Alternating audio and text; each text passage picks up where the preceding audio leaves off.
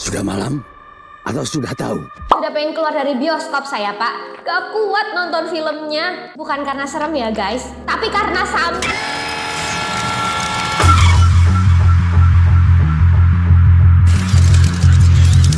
Assalamualaikum Lur, terima kasih udah klik video ini. Balik lagi sama aku Nafa di Inyam Review.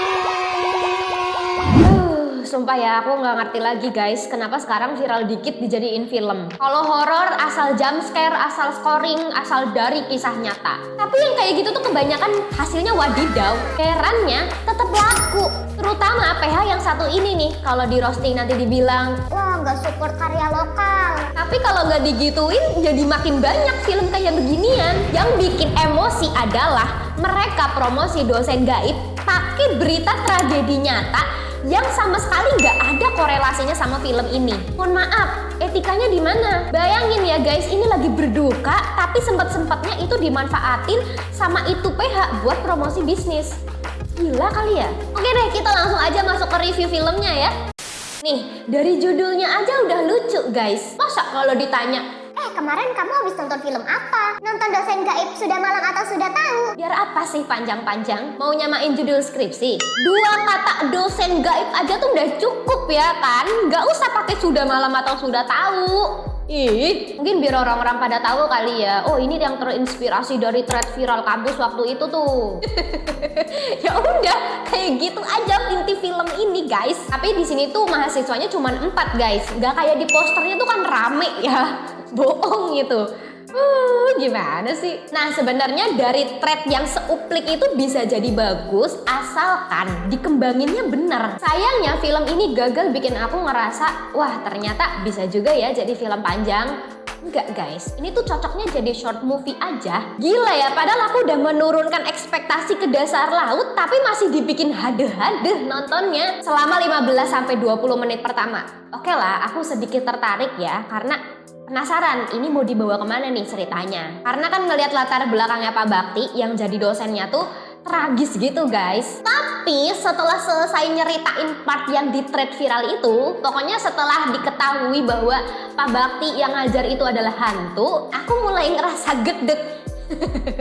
Storyline-nya ngawur banget guys. Isinya tuh cuma parade jump scare yang diulang-ulang, teror sana sini sampai nyerang mahasiswanya. Kayak apa sih? Cuma karena mereka nggak lulus mata kuliah dan harus ngulang, konsekuensinya mati gitu. Gak make sense. Dan alih-alih bikin aku penasaran sama elemen misterinya, justru aku bingung. Kudu ekstra mikir karena ngalor ngidul banget nih pemecahan masalahnya. Sebab akibatnya pun rasanya tuh maksa. Emang harusnya nonton ini tuh otak kita dikeluarin dulu guys.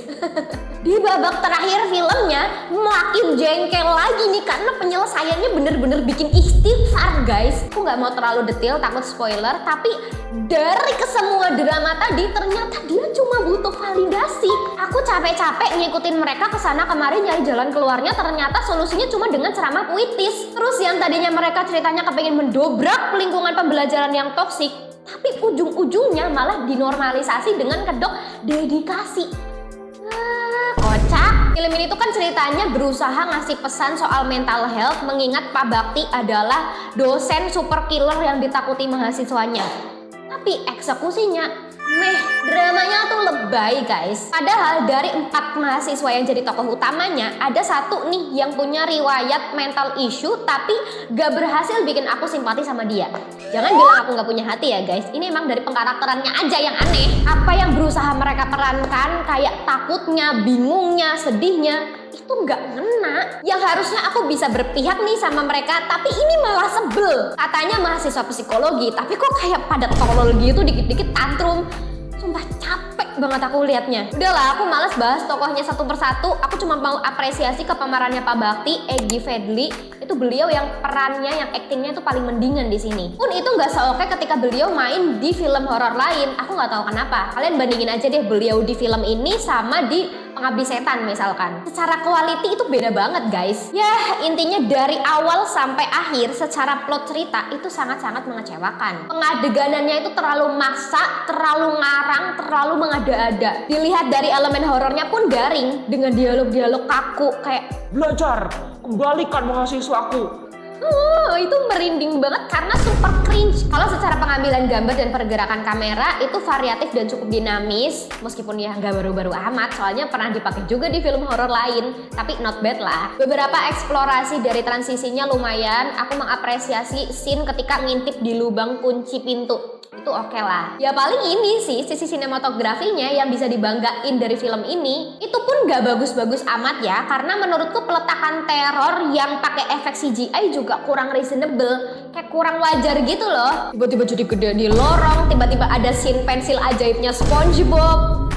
Itu aku nggak ngerti alasannya kenapa ada teror semacam itu. Too much gitu loh, plus nggak nyambung sama jalan ceritanya. Kayak cuma pengen ditaruh aja biar jadi serem. Sosok hantunya juga dibikin ala-ala Joker gitu tampilannya. Dari segi makeup efeknya juga standar film horor, nggak yang ekstrim banget, nggak yang bikin wah terkejut gitu, nggak. Pun scene gore-gore-nya itu banyak yang nggak logis. Masa cuman karena penggaris kayu bisa bikin luka semenganga itu, terus kaget mundur-mundur sampai jatuh padahal palang temboknya aja tinggi, dipukul pakai tongkat yang kelihatannya cuma gitu doang tapi ngebekas item kayak orang habis dianiaya.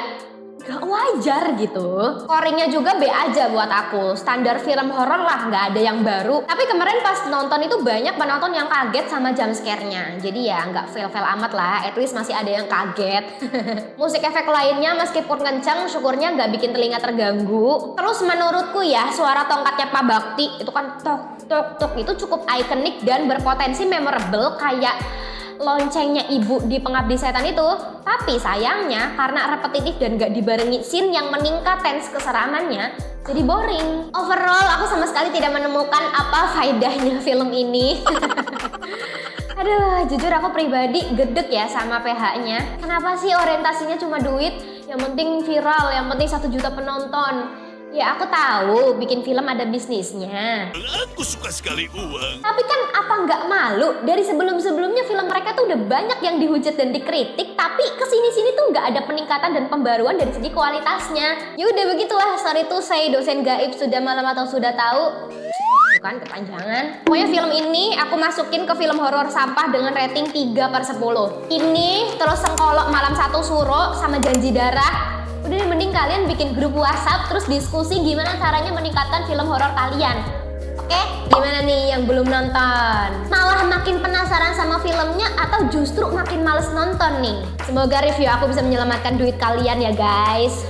Tapi kalau ngeyel ya udah sih, itu terserah. Kalau menurut kalian yang udah nonton gimana nih reviewnya dan berapa ratingnya? Tulis di kolom komentar. Thank you udah nonton sampai selesai. Like, share, subscribe dan nyalain notifikasinya biar kalian bisa terus update sama video baru kita. Dukung kita juga lewat Saweria biar aku bisa terus kasih review jujur ke kalian. Linknya ada di description box. Dan jangan lupa gabung grup Telegram Sinless karena di sana kita bisa ngobrolin banyak hal seru. Kalian bisa scan barcode-nya di akhir video nanti. Sampai ketemu lagi. Assalamualaikum.